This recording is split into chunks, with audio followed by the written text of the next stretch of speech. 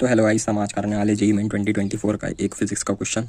तो सबसे पहले आप ट्राई कर लीजिए क्वेश्चन को, अगर आपसे नहीं होता तो फिर मैं बताता हूँ। तो चलिए देखिएगा क्या है सॉल्यूशन। तो क्वेश्चन दिया हुआ है हमारे पास, a bullet is fired into a fix target loses its 1/3 of velocity after travelling 4 centimetre. तो यहाँ कहने का इसका क्या मतलब है कि वेलोसिटी जो उसकी 1/3 उसने लूज कर दिया है जब 4 सेंटीमीटर वो चला गया। It penetrates further d into 10⁻³ metre before coming to rest. और जैसे रेस्ट आया उससे पहले उसने और d इंटू 10⁻³ मीटर का डिस्प्लेसमेंट किया।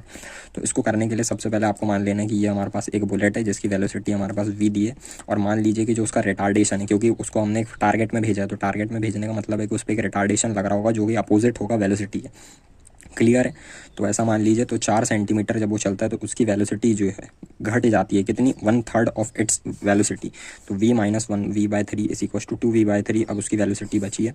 अब उसके बाद वो इतना डिस्टेंस या डिस्प्लेसमेंट जो भी बोल लो इतना चल रहा है जब उसकी वेलोसिटी क्या हो गई, 0 के बराबर हो गई। पहले एक बार इक्वेशन में मोशन हम लगाने वाले कहाँ से कहाँ तक के लिए, सबसे पहले लगाएंगे हम यहाँ से यहाँ तक के लिए। तो कैसे लिखेंगे देखिएगा, 2v/3 v² minus v² is equal to 2, acceleration is a, opposite माना है तो नेगेटिव ले लेते हैं, a into s is equal to 0.04। क्यों है 0.04? क्योंकि यहाँ पे चार्ज जो है सेंटीमीटर में, तो इसको लिख लेंगे 4 इंटू 10⁻² मीटर। क्लियर है यहाँ तक? फिर अगली इक्वेशन बनेगी इस केस के लिए, यहाँ से यहाँ तक।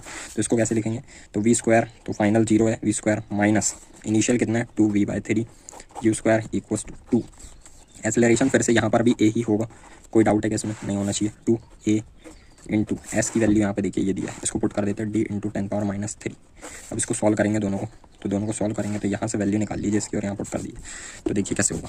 तो इसको नेगेटिव को हम उड़ा देते हैं, यहाँ पे वैल्यू पुट किए तो 2a d into 10⁻³ minus v² is equal to -2a into 0.04, ये हो गया। फिर इसके बाद देखिएगा, तो यहाँ पे अपन को निकालना किस चीज़ की वैल्यू है, तो वैल्यू हमको चाहिए डी की। तो इक्वेशन में सिर्फ डी दिखना चाहिए, तो ए जो है हमारे पास, ए को एलिमिनेट करिए। तो सबसे पहले इसको इधर लेकर आइए, ये इधर आएगा तो क्या बन जाएगा, 2a को निकालिए कॉमन, डी इंटू 10⁻³ और प्लस कर देंगे 4 इंटू 10 इसको खोल करके लिख लीजिए, जो पॉइंट है इसको खोल करके 10⁻² इज इक्वल टू v² के बराबर आ गया। क्लियर है यहाँ तक? अब आपको इक्वेशन में क्या चाहिए, डी दिखना चाहिए बस खाली, क्योंकि हमारे पास बाकी वैल्यूज़ नहीं है, अननोन है, उसको एलिमिनेट करना है। तो कैसे एलिमिनेट करिएगा, ये 2a की जो वैल्यू है यहाँ से सब्सटीट्यूट कीजिए।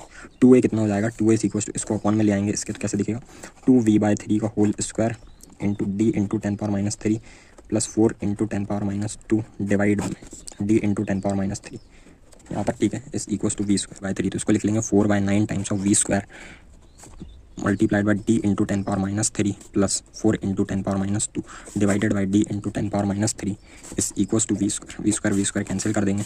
और ये जो है इसको स्प्लिट कर लो, इसके नीचे और इसके नीचे, तो क्या बनेगा 1 plus 4 into 10⁻² divided by d into 10⁻³ इस इक्वल्स टू 9/4 के बराबर आ जाएगा।